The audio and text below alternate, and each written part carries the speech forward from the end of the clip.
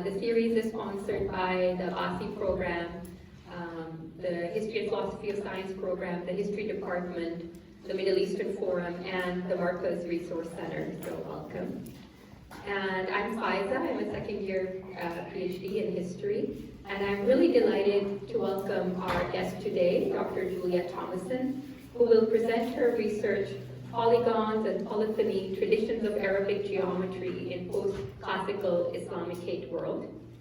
Julia is an assistant professor of pre-modern science and technology at Rice University, where she's a scholar of global histories of science and mathematics, early modernity and the post-classical Islamical world, and the history of ideas and knowledge more broadly. Her work historicizes epistemic concepts that we take for granted, like reason, proof, and authority, drawing upon examples from across Afro-Eurasia, grounded in manuscript materials from Fez to Oxford to Isfahan. I'm really excited she's going to show us some manuscripts today. She recently completed her PhD in history from Columbia University, and she's currently in the process of turning her dissertation into first monograph, and we are fortunate to get a glimpse of this exciting research today. And some of us had the pleasure of getting to know Julia during her time at Berkeley last year as a research scholar. She even joined our History and Philosophy of Science reading group, so it's really nice to have her back on campus. Please join me in welcoming Dr. Julia Tomasson. I want to begin with a letter I found early on in my research inside a manuscript to its collector, the mathematician David Eugene Smith. It interested me for two reasons. First, this manuscript does not just, as the letter says, quote, have better readings than the print 1594 edition, end quote. It is in fact a very different and much more complex book. And second, the more I thought about this phrase, the Arabic Euclid, the stranger it became. There's no such thing as the Arabic Euclid, it is a philological fiction. And so looking closer at the manuscript itself, I saw it was brimming with voices of past scholars and contained records of mathematical work that had nothing to do with Euclid. And so as I went on with my research, I found many similar notes to these, tucked inside the inside covers, boxes, or in between the pages of the manuscripts, as well as numerous slips of paper from collectors, curators, and past scholars, most of them counting the propositions in each book to compare with the Greek versions.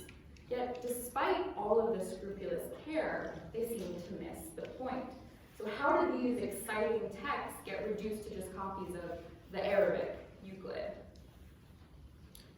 In the rest of my talk, I'll introduce my first book project, Polygons and Polyphony, Arabic Mathematics After the Golden Age, which in some ways really comes out of the disconnect in this letter.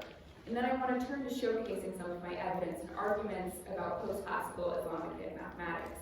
I'll share some of the more empirical observations about manuscript evidence we have, and then focus in a little bit more on a conceptual argument I'm making about the shift from Greek to Islamic epistemologies in mathematics, before then offering some concluding remarks.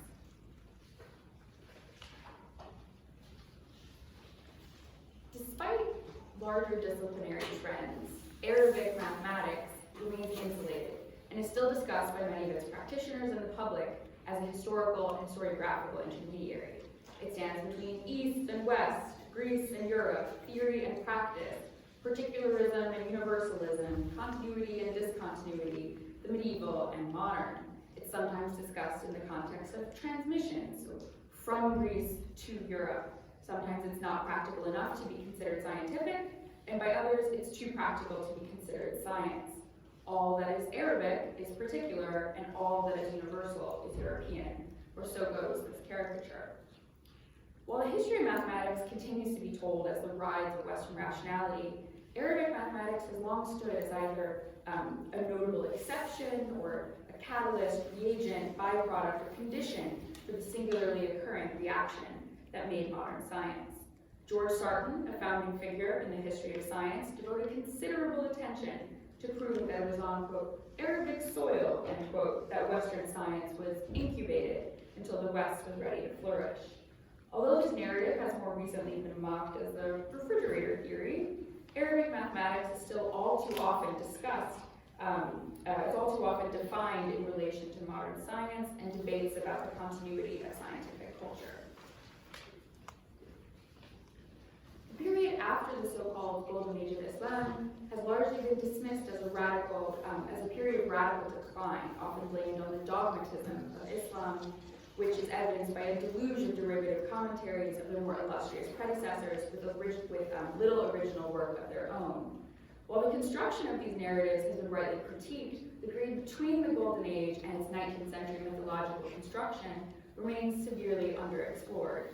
In 2008, Salih Rajab speculated there were around 10,000 unread Arabic scientific treatises, many of them explicitly mathematical and logical. Recent trends in postclassical Islamic intellectual history, however, have sought to reclaim this period as intellectually dynamic, with a set of epistemic priorities that were coherent, albeit different from our own. Looking at the case of mathematics, I ask, so if we pay attention to different forms of knowledge, what do we find? And moreover, how did this vibrancy of our extensive empirical evidence get obscured?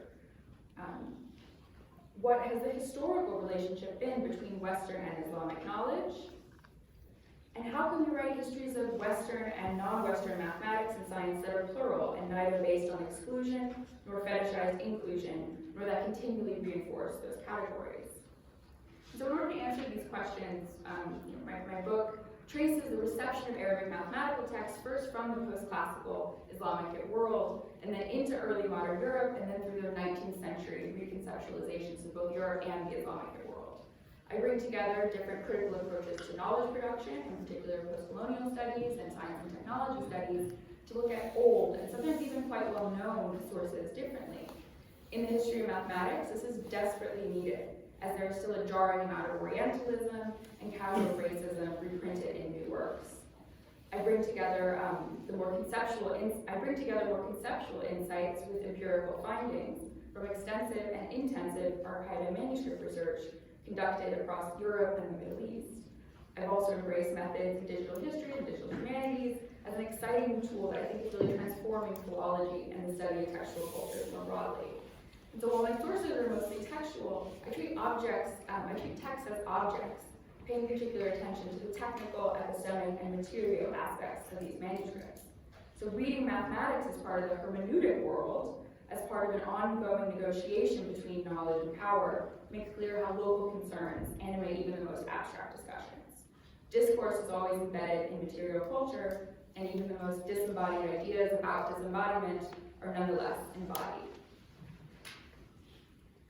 So I make the following arguments. First, mathematics continued in Arabic traditions well after the so-called Golden Age of Islam and the rise of vernacularization, contrary to deeply rooted narratives about defining the Muslim world.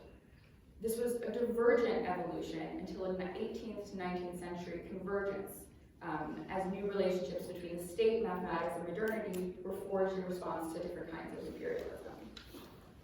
Second, in the post-classical periods, this is as opposed to the classical period, we see a distinct shift away from Greek epistemologies and discursive traditions to new Islamic ones, particularly post-Avicennic ones, with shared practices with the so-called rational sciences, such as rational theology, jurisprudence, dialectic, logic, etc. And in particular, I trace a shift in emphasis in mathematical texts from Greek-style demonstrations, burhan, to verification and tahqiq, the latter being an active and generative process. And third, these distinctly post-classical Islamicate mathematical texts were part of a dynamic, generative, and polyphonic traditions of knowledge that were nonetheless productive on their own terms. And lastly, this polyphony was obscured and ultimately transmuted into the monophonic history of mathematics through the reception of texts by early modern European scholars, reading them through the lens of their own emerging ideas about proof, text, and history that have shaped our understandings to this day. The processes by which these manuscripts became illegible led to their eventual omissions in the history of mathematics. Mathematical innovations in the Islamic world were appropriated without attribution by European scholars, while they adopted new ideals of things like mathematical genius that excluded their Islamic predecessors. So I take a longue durée approach that brings together sources that have not previously been read together in Arabic, Latin, and European languages, and where I explore the divergence between the versions of Islamic and European mathematical cultures from similar Greek mathematical and philosophical starting points through the reconvergence and clashes in the 19th century, when the history of Arabic mathematics was recast to fit both colonial and anti-colonial narratives of progress and modernity. So I'm not going to go chapter by chapter, but I just want to draw your attention to this kind of tripartite structure I'm working with. So part one focuses on exploring postclassical Islamicate mathematics and culminates my arguments about new Islamic epistemologies in mathematics. Part two then follows many of the same manuscripts into early modern Europe, where I show that the reception of Arabic mathematics was important for making early modern European mathematics, and that this reception made this fact, Arabic contributions, and Islamic epistemologies harder to see. And lastly, part three shows how 18th and 19th century European Orientalists and mathematicians reinterpreted Arabic mathematics in a way that still haunts our historiography.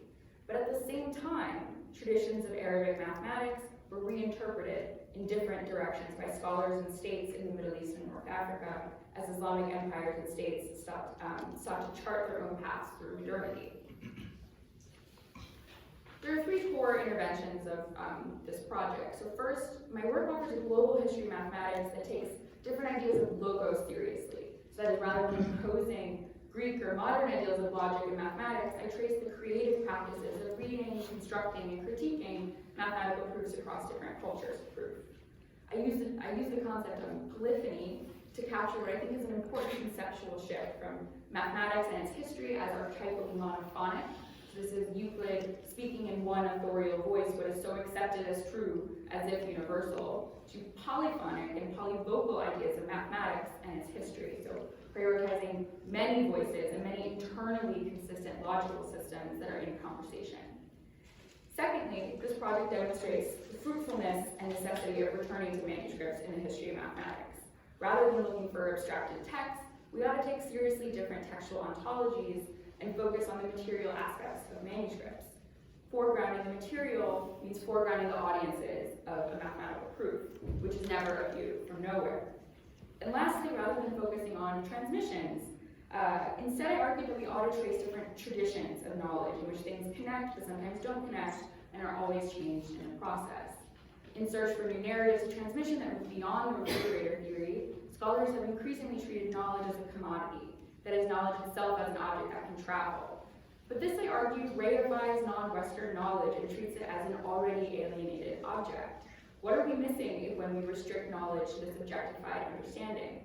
Instead, I focus on how the trains of transmission and authenticated knowledge were broken and reconstituted, expanding our sense of transmission to foreground the epistemic and semiotic break is one way to tell a less Eurocentric narrative. Moreover, the story does not end with European modernity. These lived traditions continue to be studied and should continue to be studied in parallel if we're to understand the dynamics of the reconvergence with and resistance of 19th century imperialism. Now, for the rest of my talk, I'm going to focus on part one, which is more Islamic studies. For this more Islamic studies audience, I'm going to focus in on the evidence, on my evidence and arguments for part one of the postclassical Islamicate world. But in the Q&A, feel free to ask questions about part two or three for other aspects of the project. If we assume decline, we find decline. Beyond Orientalist legacies, part of the reason why these narratives have had the staying power that they've enjoyed is due to empirical difficulties. Postclassical Islamicate mathematics lacks published versions of even key texts, requiring researchers to rely on manuscripts primarily housed in European libraries, which seem to support these narratives of decline. One thing that only appeared to me after such an unconventionally wide library survey is the extent to which our evidence has been shaped by our assumptions and rather than the other way around. At least for the case of mathematics, Arabic manuscript cataloging is rife with miscategorizations. There are date miscategorizations, subject misclassifications, so including things that only we consider to be mathematical. There are widespread author misclassifications, listing the author of the work as the Greek author which an Arabic author is commenting upon or somehow must be commenting upon, or attributing a distinct post-classical commentary to the classical Islamic authority they were in dialogue with. There are also persistent miscataloguing of commentaries and inconsistency in what counts as a text. We have an incredibly large amount of previously obscured evidence for post-classical mathematical cultures that new digital projects are bringing to light. So to give a sense of the scale and the recency of these developments, so it's as recent as July 2023, it's very recent, the Turkish Ministry of Culture launched an online database that made almost 500,000 manuscripts across Turkey accessible. So the claims I'm making are possible if we can now ask these horizontal questions about manuscripts as opposed to single manuscript studies which remain the norm. Moreover, because philology prioritizes texts, earlier manuscript evidence is most valued. Trying to trace textual lineages to ancient Greek texts, attention has almost always been paid, almost entirely been paid to the manuscript witnesses that seem to resemble the Greek tradition, while those that have significant differences are dismissed as containing errors, that's what it's called. But what if these aren't mistakes? What if the divergences from Greek texts are intentional? What if their values about what makes a text good and are not about faithful reproduction, but further refinement to truth, as was the case? So here's one example. These pages, so starting in the top right and going left, are from the 13th century polymath Nasir ad-Din al-Tusi and his famous commentary on the elements, his Tahrir. And so his revision of Euclid's elements of geometry, this is his proof of the Pythagorean theorem. So this is a squared plus b squared equals c squared, which hopefully we all learned at some point. And one of al-Tusi's innovations is that he was unsatisfied with Euclid's proof, so he proved it in a series of additional cases. On the second page from the top right, the top left of this rightmost page, you can see the classic diagram that many of us constructed in school. Euclid's proof is only 1.5 pages, after which are al-Tusi's many additional cases. Moreover, in the text itself, al-Tusi cites al-Hajjaj and Thabit ibn Qurra as the authorities that he's engaging with, and does not actually attribute the proof to Euclid. This is not an oversight. While they are often referred to as the translators of Euclid from Greek, both al-Hajjaj and Thabit revised the entire work. And note, this is Euclid, the portion that is Euclid is the least commented upon portion of the entire proof. So this entire thing is from Al-Yazi's 15th century super commentary with additional marginal comments in multiple hands, and often they're responding to each other, and so these are all records of past conversations. In this manuscript, most of these comments are just clarifying the construction, explaining the cases further, or connecting the cases, but some of these comments are more sustained and are framed more like interventions or critiques of al-Tusi. But given that 50% of this is not even al-Tusi, this further makes the point that this is not Euclid. Al-Tusi's work is remarkably different from the Greek version. Al-Tusi often provides what Euclid said, and then an explanation and a critique of Euclid's proof, followed by his own proofs. Often then he would prove additional cases, clarifying the logical argument being made, perhaps add citations and justify his steps. He queried the relationship between the diagram and the text, often censuring Euclid for relying on constructions rather than logic or abstractions. This is an incredibly famous text of which we have hundreds of manuscript witnesses, but no critical edition of it exists. It's always evidence of Euclid. Part of the difficulty in trying to produce a critical edition is that there are such significant variation in the manuscript witnesses that almost every copy I've consulted look like this, including further commentaries at the beginning or the end, copious comments in the margins, readers writing themselves into these books with ownership records, certificates of who read what, where, when, and to whom, and into distinctly non-Greek and non-Euclidean traditions. Researchers have been so focused on counting propositions to match up to the original Greek that they haven't focused on the ways in which the change is the point, let alone all of the other voices here that aren't Euclid. The polyvocality of the text is seen in their multiple authors and scribes, marginalia and commentaries and super commentaries accumulated over generations of readers, of teachers, and students. And so these are delightfully noisy texts if we try to listen. A further example of the not-so-Greek and not-so-Euclid nature of the postclassical Islamicate geometry that's been neglected as an interesting source of evidence are what's called the middle books, So the middle books refer to a genre of compilations of more advanced mathematics. the most famous of which is by L2C, explicitly meant to transition the student from Euclid to Ptolemy's Almagest. If we look not for an idealized version of L2C's text, we see that this is a dynamic genre, often entered in catalogs as just Arabic copies of Greek mathematical works, even though they're all commentaries and super commentaries of Arabic works. The Middle Books began as an Arabic translation of a late antique curricular grouping of Greek texts, but it soon took on a life of its own. Over time, we see the inclusion of new authorities, new commentaries. We might find a cluster of commentaries on the same work, often responding to each other, and not at all to the original Greek text. This genre has been dismissed as only being useful for evidence of school teaching, but not actually as evidence for how we might see this body of knowledge evolving. What does it mean that in the Islamic world, works of Greek geometry were taught alongside trigonometry, spherical geometry, algebra? These are all Islamic innovations. This is not evidence that they were merely passed on and confirmed Greek consensus, but they were working beyond the limits of Greek mathematics, prioritizing what they themselves refer to as the moderns. These are Islamic authors and themselves. And so this example is from a 14th century copy of the Middle Books, open to its figures to the table of context. And so in green here, we do see this Greek core of the Middle Books, but each of these texts are layers removed from the Greek. None of them are translations. They're almost all commentaries, and they're not even exclusively of L2C. And towards the end, these are all just original Arabic works. But the genre evolved further. This is a pretty representative 16th century copy of the Middle Books. By the 16th century, the Middle Books had grown to include more than just Arabic commentaries on Greek works, but became an arena of theoretical mathematics that extended geometry further than just its Euclidean foundations, beginning often from productive doubts that were integrated into the curriculum itself.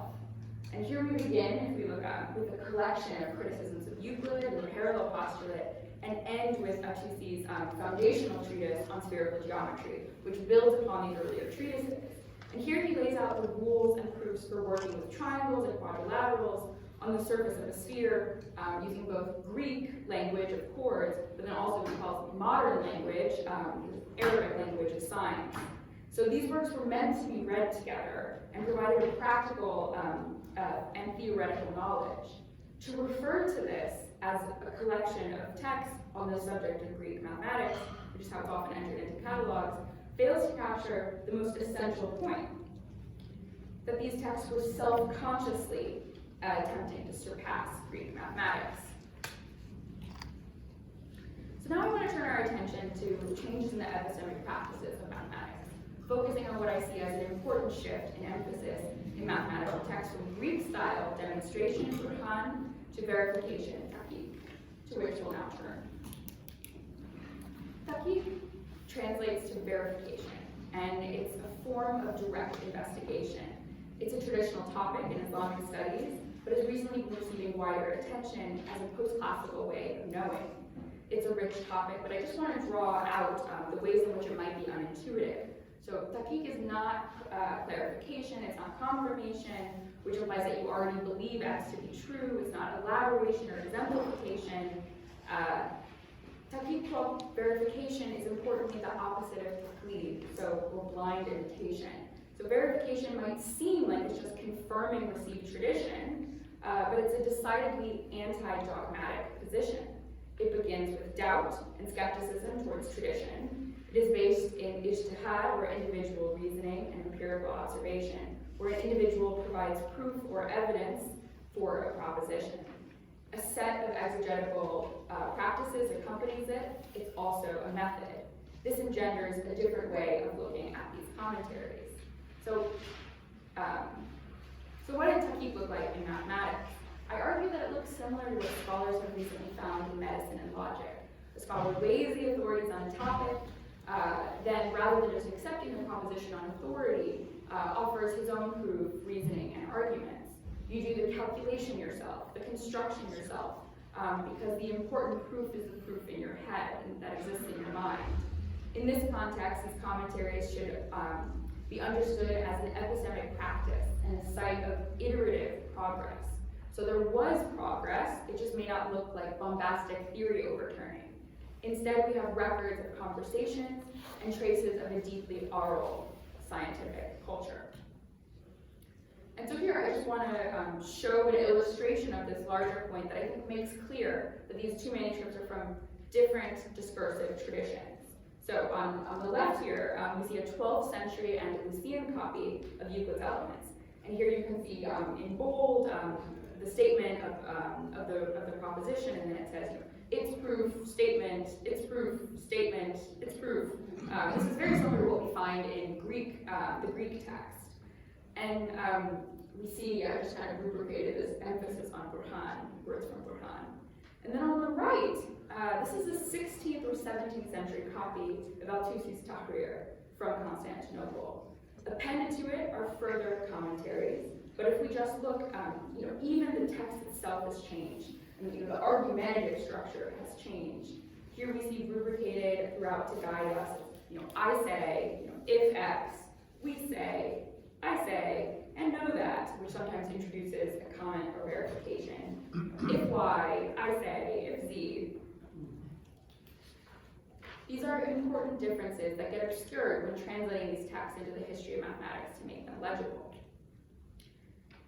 In his discussion of the epistemic culture of Tahqiq, Halida Rueha has described what he calls the practice of deep reading, and has shown the ways in which these explosions of marginalia that we find in postclassical texts of the rational sciences are not merely scholasticism, but are records of a new kind of scholarly engagement with books and each other.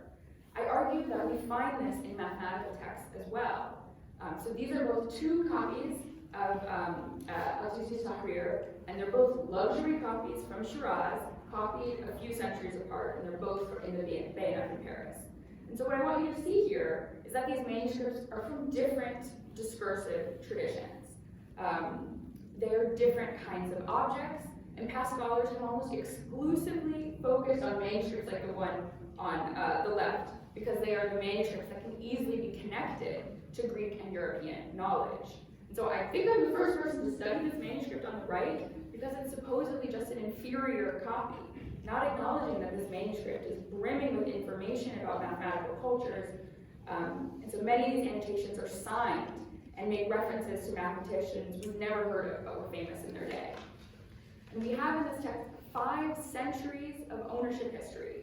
And throughout the entire work, we can trace different strands of commentaries from different hands, some of which are responding to each other and not even the source text.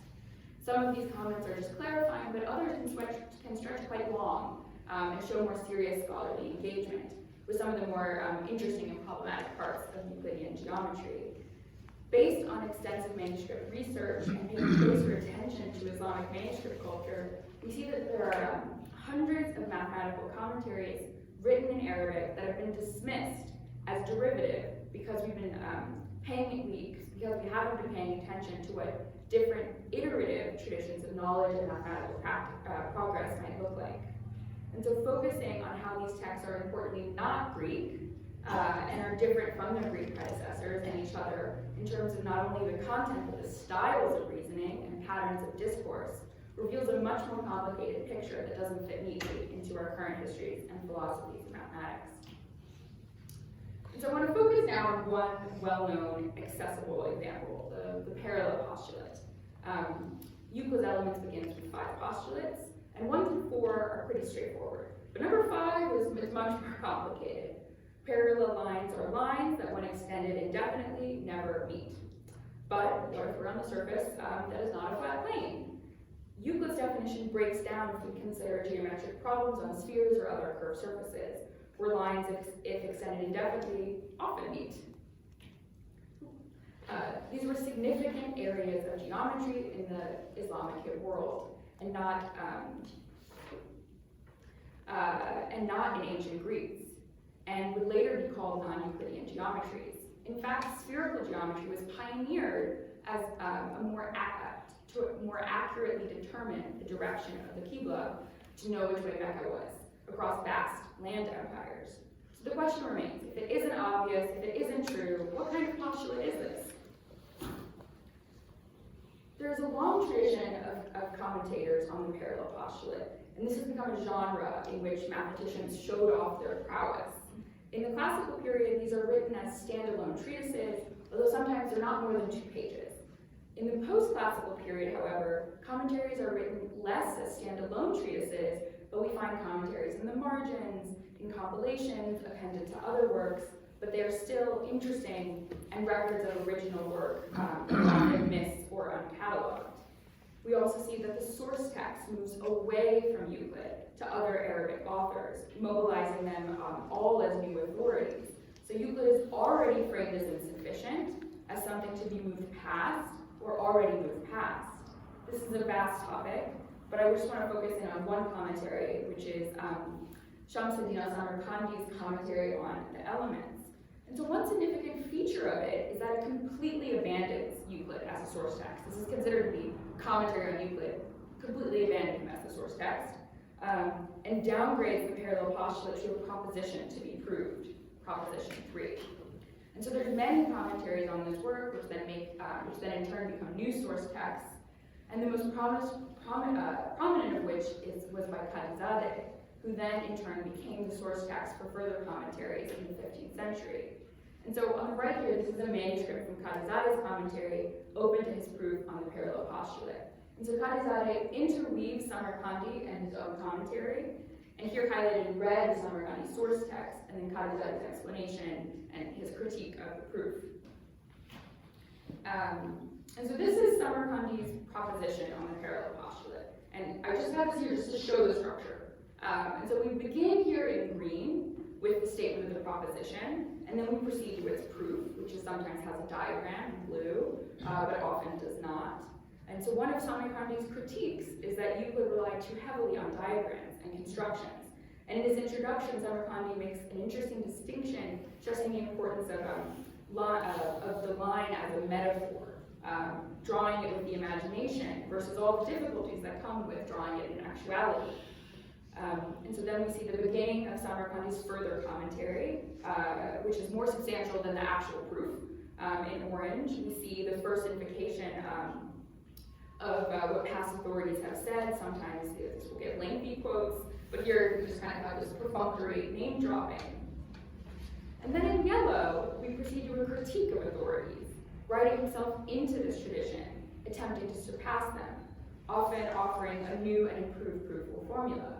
So Samarkandi's proof is tight, it's compact, and it's deeply unsatisfying. But that's part of my choice of example. This then becomes the new source text and quickly expands from a long paragraph to several pages.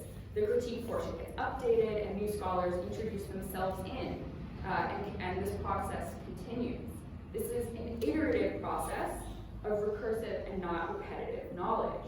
And so I sketched all of this just to show you that mathematical knowledge is evolving, it's moving forward and dynamic, most of which has been obscured just by labeling these commentaries, or worse, these are just footnotes to Greek mathematics.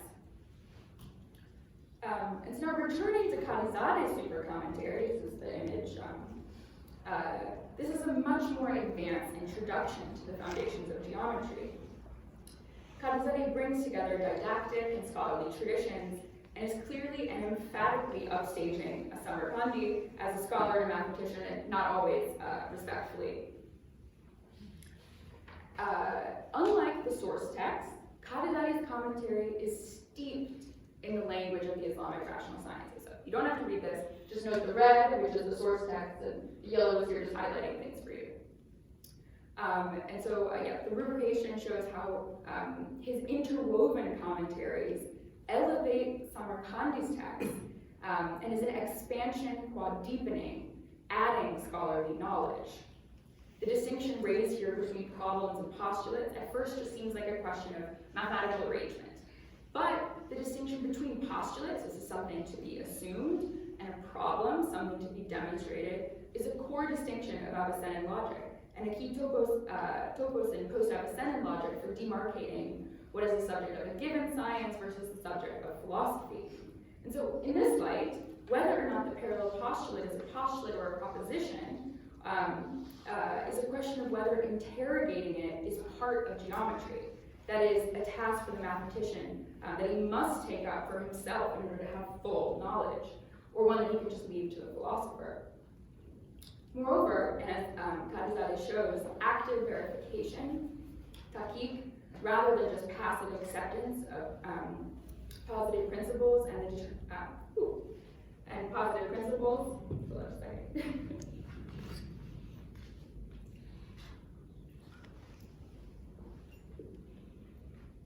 Okay. Moreover, as Kadizadeh shows, active verification, so tahqiq, rather than just the passive acceptance of positive principles and the determination of what must be the subject to verification, was mathematical practice.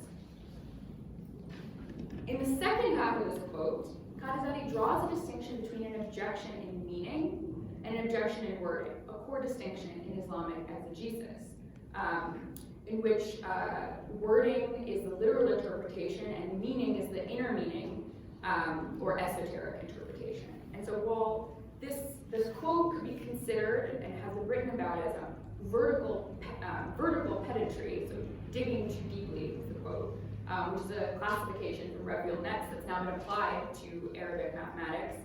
In this context, it becomes clear that transposing the Greek categories misses an essential Islamic component.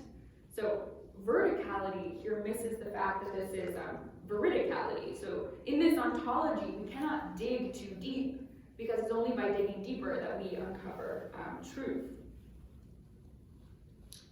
Ultimately, Kadizadeh offers a modal logical analysis of the parallel postulate, whereas classical logic was heavily influenced by Aristotelian syllogistic analysis and concerned itself with only the formal production of truth through structured arguments. In the post-classical period, especially after Ibn Sina, that is Avicenna, this is layered with kalam-based modal reasoning, concerned with the three core rational judgments: necessity, permissibility, and impossibility. That is, what the intellect must affirm, allows as conceivable, and deems as contradictory. Kadizadeh uses these distinctions to outline how, while the parallel postulate is neither self-evident, nor is its negation logically impossible, true parallelism goes beyond merely being rationally permissible, but becomes a necessary judgment. We must affirm this premise if we want our proofs and practice to continue. And so these modal logical critiques are essential to understanding these traces of deep reading. And so this is a translation of the top right marginal note that describes what they're doing as taqrir, as a kind of formal analysis, here explicitly in the language of post-classical dialectic, stressing the stages of argumentation: claim, proof, assent, necessity. All of these marginal comments around this, and more broadly, they're in dialogue with Kadizadeh, showing serious scholarly engagement with his proof, and in a way that was understood to be mathematical practice and not outside it. Routinely, the importance of this proposition was flagged, not for students to learn practical geometric principles. So in contrast to Samarkandi's practical version of Proposition 3, Kadizadeh's version is an invitation to the student and to the scholar to the intersections of geometry, philosophy, and theology. This one is a 17th century witness showing more formal and standardized layers of commentary, crystallizing these past moments of crystallization into these layers. And so the layers of commentary are physical. A student can read the source text, a more advanced student can understand Kadizadeh, and then scholars can understand the many traditions, and then to write themselves into this top and expanding layer. The scholarly commentarial chains and crystallizing one's own understanding, so adding themselves into these chains and inviting further reflection. And so, recall, this is one line in Euclid, 1.5 pages in Samarkandi, 5 pages in Kadizadeh, and then further expanded by all of these generations of readers. So now you might be wondering, I thought she was going to talk about mathematics. Why is she talking about Islamic logic? What does this all amount to?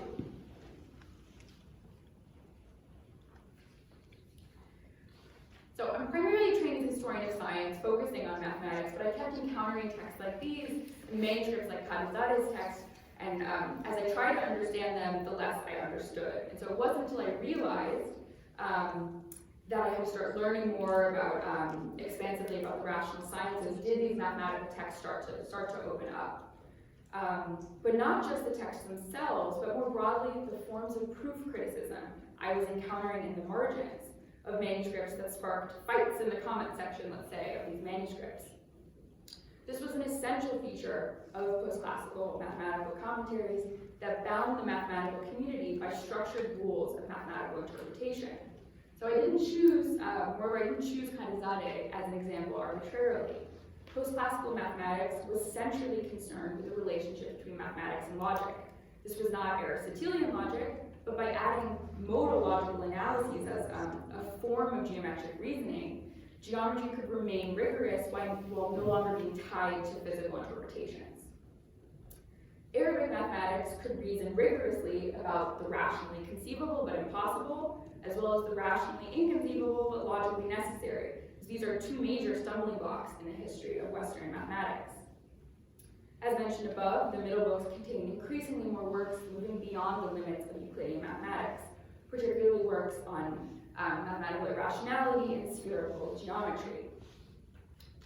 They contain works that would qualify in definitions of non-Euclidean geometry, but in the Islamicate world, non-Euclidean geometry flourished because this distinction between Euclidean and non-Euclidean did not exist. Geometry was understood not as a study of physical space, but as something that extended beyond the physical and the planar. It was a system of relationships that holds across different kinds of surfaces and expressions, including the inexpressible, trying to capture a higher truth. The very distinction between Euclidean and non-Euclidean geometry is a case of deeply rooted Eurocentrism, indexing space itself to limitations in the Western imagination. Limitations which were, at the very least, not present in the Islamic case. So paying attention to the particularly Islamic epistemologies of Arabic mathematics is precisely what allows us to properly study its history.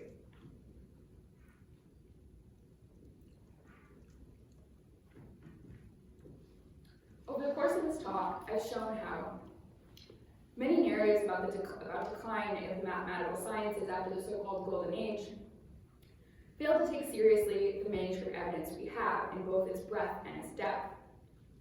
Increasingly, over the course of the post-classical period, Arabic mathematical texts became increasingly Islamic in their form and content. And I've tried to sketch here how attention to particularly Islamic epistemologies is not just revealing, but necessary to understand post-classical Arabic mathematics. And so rather than just on focusing on transmission of Arabic mathematics to Europeans, I sought to explore different traditions of knowledge. Transmissions too often involve teleologies, but thinking about traditions allows for things to travel and not to. And so moreover, these were deeply polyphonic traditions of knowledge across the Islamicate world, which were rendered monophonic and mute by Western interpretation. I've argued for an approach that involves listening to our sources rather than trying to find the source of this or that invention or discovery. And so more broadly, my book project continues these themes and also challenges our historical geographies of decline and progress, rationality and irrationality. What is rational implies questions about who gets to be rational and where rationality can be from. How non-European scientific achievements became other, dismissed, and racialized has been a historical process. What I presented here is not the history of Western superiority or a march from the so-called Greek miracle to mathematical modernity. Rather, this is an account of mathematics in which non-Greek and unconnected mathematics is part of a complicated, non-positivistic history of mathematics.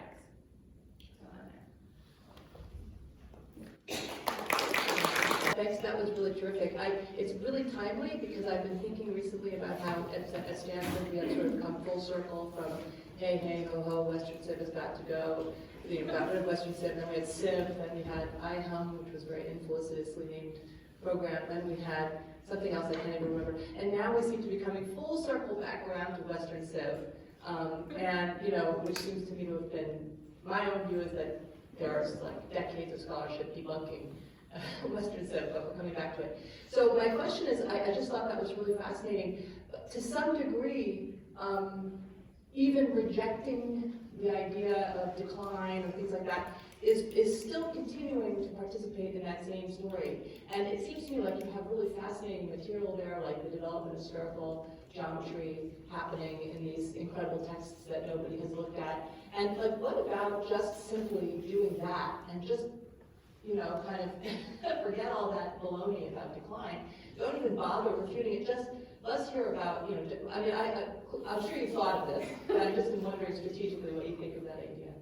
Well, firstly, I didn't know it was a Western civics background at Stanford. Well, we're having lots of conversations at Stanford about Western culture and Western, So I have indeed thought about this, a lot, because that is a different version of this project, which is just, okay, there's so much material, let's just focus on the intra-Islamic genealogies of knowledge. That's, what we should be doing. And I still think about this. If I include, the other material, to me it's not enough to just then, talk about how it's going to translate into Europe, but it would be then to add this third part, which may seem a little bit excessive, but it's precisely because I also think it's an important project to understand that, okay, 19th century imperialism, how do we understand this clash? How do we understand kind of this different moment? And that's also what kind of an important object of study is, not just so then the history of science has moved its gaze westward, but actually trying to understand that at the same time, basically all of this knowledge, basically traditions of knowledge never stop. There's all this activity continue to happen, and basically try to think through the contemporaneity of all of this. That said, so something I'm thinking about doing, this is also, I think about this, I debate whether or not I should include at all the rhetoric of decline, because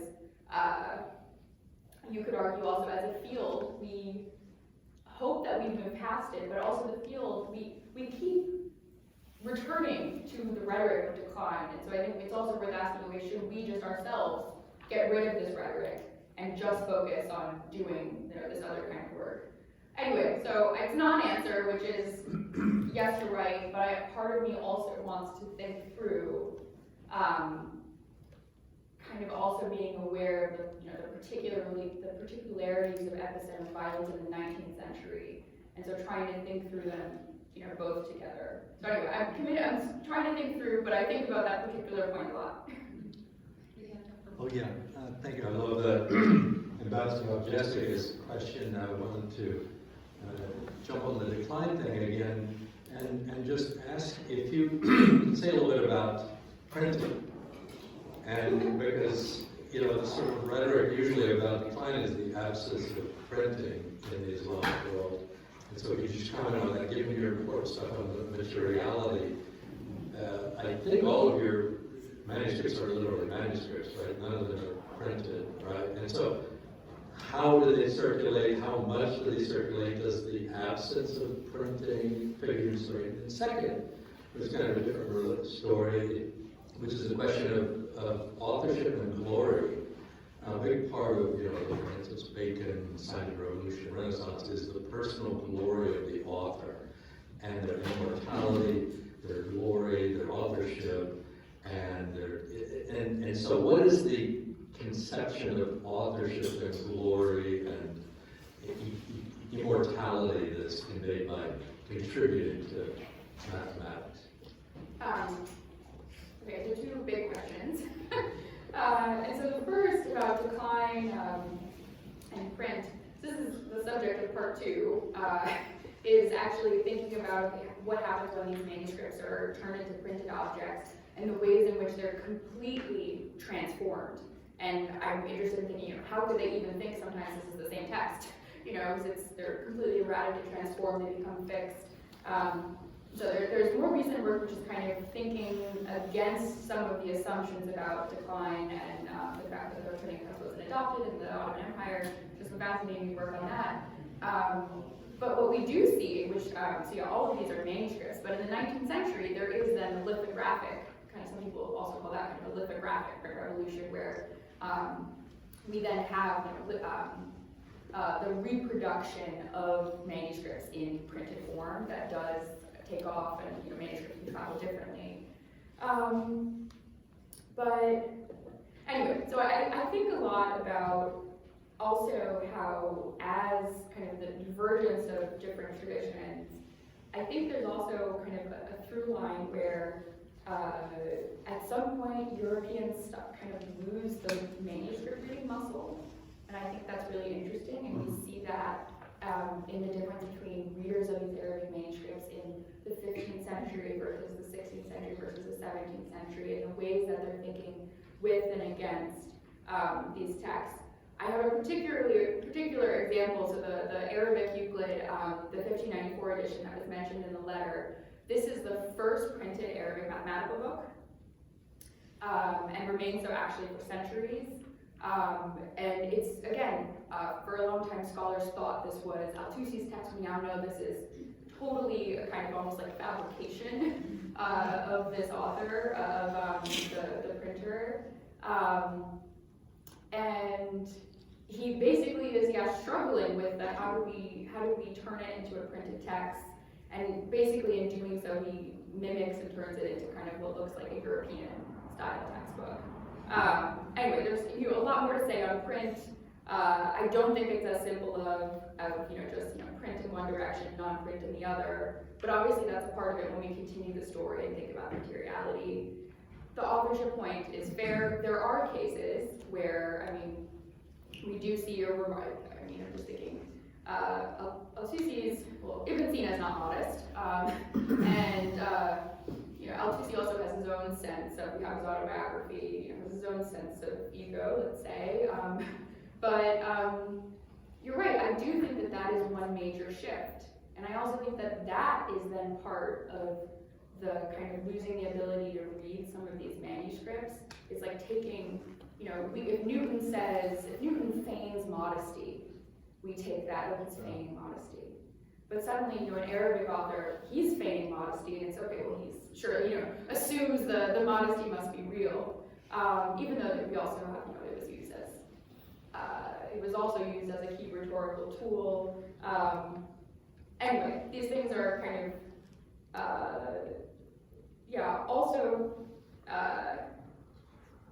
questions of authorship and the role of the author. Again, it's kind of a different intellectual tradition with different epistemic values, and which don't kind of coalesce in the particular form that we see, particularly with the texts around the scientific revolution and the fetishization of novelty. So, thank you. It's great. Age of modesty or age of gentility.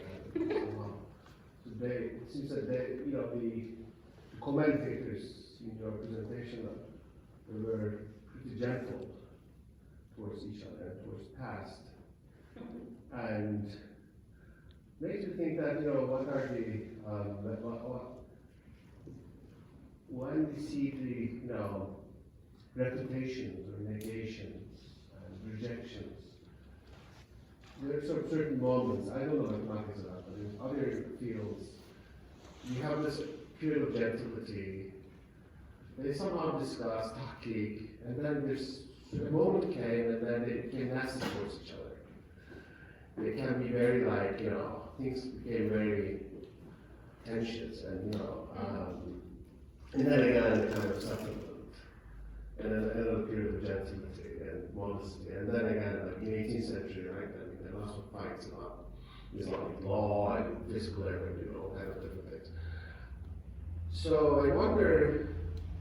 In this field, in particular mathematics and geometry, do you see a different chronology? Okay, there's a decline, the post-decline.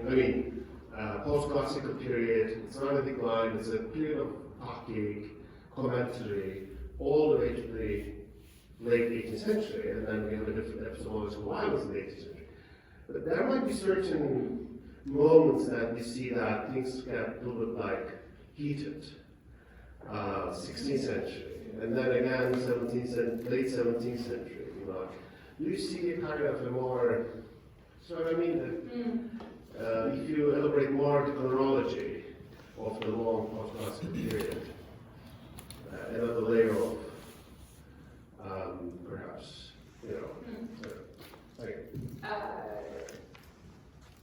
So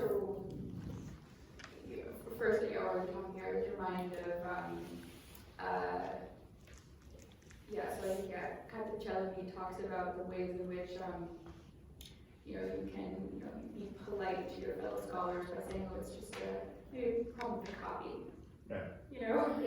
And so I see that a lot, and people have taken, particularly with Althussi, when he says this, as oh, he's just editing. But I think we have to read that in the context of it's kind of a veiled insult, on their work.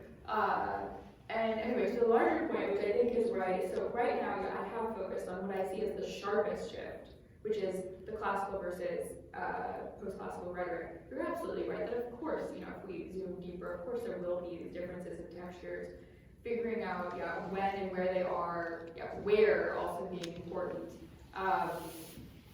is kind of, now kind of the next step of fleshing this out. And it's interesting, I will try to look also at that as a kind of register of rhetoric that might pervade, which I hadn't thought about. So anyway, so thank you. Hey, thank you so much for that talk. I wanted to ask a question about how these different thinkers would understand maybe there's a lot of contemporary questions in analytic philosophy about, so this is kind of where I'm trying to, but about the applicability of mathematics to the natural world and the physical sciences generally. And I'm wondering this because I guess the way that people think about it is if you're this is kind of a faulty historiography, but the Greeks, Aristotle, they thought about mathematics as applying to the heavens, and then the kind of sublunary realm is something different. And then there's this Galilean revolution in mathematics where he says, oh, actually, all of the natural world is modeled by mathematics, and so this is really the secrets of the world, and we should take the Newtonian paradigm as that really this is something telling us about the secrets of the universe. And then you have kind of contemporary things like people trying to apply that to behavioral science, economics, etc., with maybe mixed results.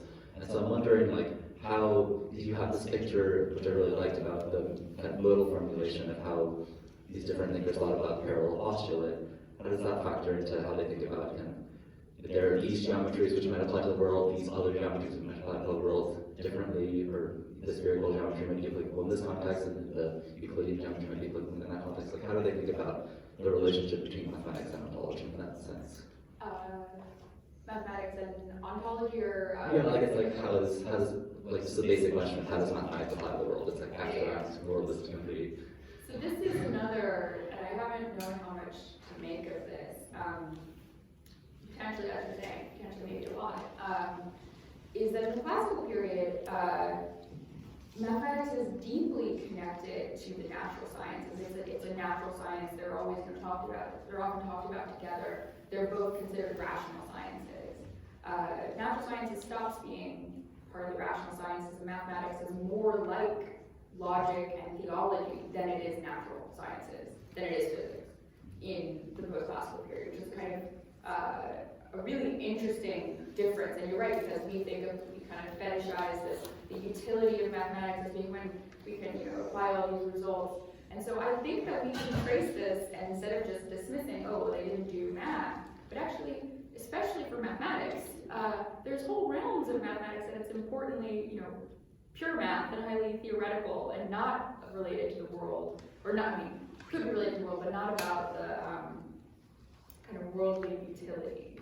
And so I see many more of those manuscripts than kind of the more practical texts. And this is part of the argument, as you kind of noted, between why it then matters, the kind of modal logical analysis. Anyway, but this is something I think a lot about that, and kind of I don't know how far to push that exact kind of thread. So thank you. Well, thank you for this great talk. This kind of reminded me of one of my research projects years ago, which was specifically on the realm we call as authorship attribution. Say that again? It's called authorship attribution in the realm of all generative AI. Back then it was just called natural language processing. But I think one thing when I see more of a convergence between these two different fields is there is a lot of new technological revelations happen, especially new models that came out. Have you thought about exploring this type of new technologies to help you, open new doors in your research and what these new doors would that be for you. One of the examples that I could give actually in my own research was, like at the time, I could actually easily differentiate authors based on specific, usage of words and their followings, and we could say, hey, like these authors actually this and XYZ, but right now I think that technology is expanded a lot more, that you can actually do a lot more, and that's something I haven't explored. So yes and no. I sometimes am suspicious when I've seen people try to apply that to dealing with like large libraries of text. I'm suspicious on what assumptions we're encoding and what we're missing. But I do think a lot, and I have been following very closely the development of Arabic OCR and handwriting analysis as one thing where I think that opens up a world of potential possibilities of being able to, create projects that can help, read some of these marginalia, convert them into text, kind of 10,000 unread manuscripts. We could read them a lot faster, especially with maybe collecting marginalia.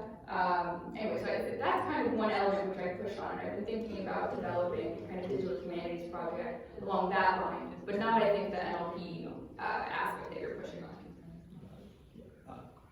I mean, yes, there is a lot of, learning curve to be at where you are, and then trying to ask that question, and I think that aspect is definitely helping everyone to sort of move forward. But thank you. Earlier you mentioned moving beyond the rationally conceivable and going into the rationally inconceivable but logically necessary. I was hoping if you could explain that. What was that?